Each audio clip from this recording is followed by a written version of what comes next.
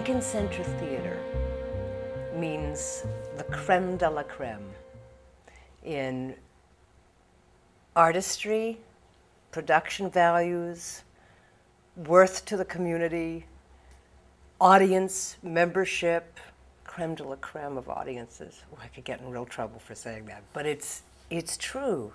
When I graduated from college, I was living with many roommates on the top floor of an apartment on 72nd Street. And on nights like today, when it would be 1,000,000 degrees and there was no air conditioning, we would come and sit on the steps above the Henry Moore in front of the Beaumont with a bottle of wine and pretend like it was our expansive New York living room. And I would dream of the day of getting to work at the Beaumont.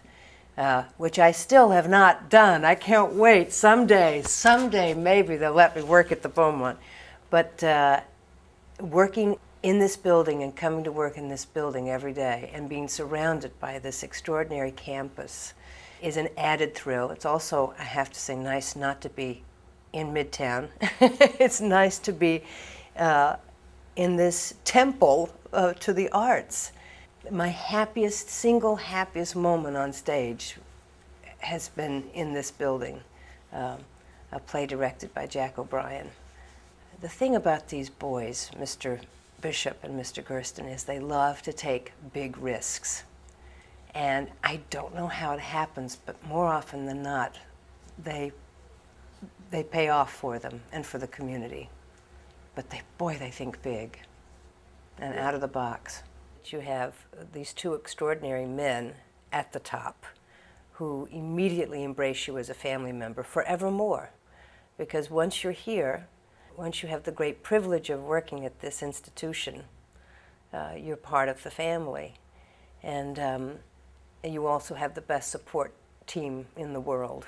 And the Heiress turned out to be, again, something that I'm sure no other theater of Lincoln Center's size and scope and reputation would have probably even touched the Heiress. It was this old chestnut, but it turned into this year-long huge success for the theater. And I wish I had a way to sort of zap Andre and Bernie and dear Gerry Gutierrez every time someone mentions that production to me, which is almost daily. Still, I have been taught by masters, which was the sort of the seminal line of the play, The Heiress.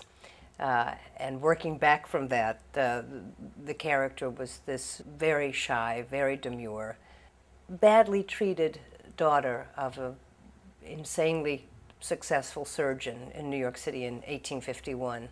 The mother of this girl had died in childbirth, and the father had never forgiven the child. Although he's a good man, cannot help but torment this young woman because of his anger and anguish over the loss of this woman he loved so dearly. I think Americans love underdogs, and Catherine is the quintessential underdog. And then the plot thickens because there is a young suitor who comes to call, and you don't know if he's truly enamored of this young woman or of her money and position. So then that becomes the main storyline.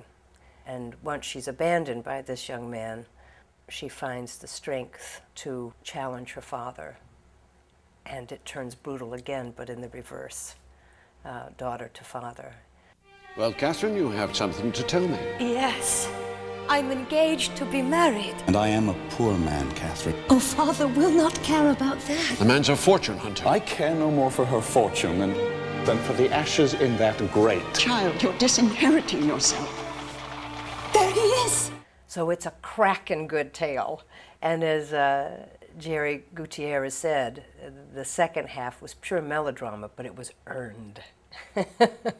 But the reason why I still get people approaching me about that role was because Gerry Gutierrez knew how to focus that production, and he made me the centerpiece of that production. Every moment I was on stage and every moment I wasn't on stage, my character was the centerpiece of that production. And that's what made the storytelling so precise and so exquisite.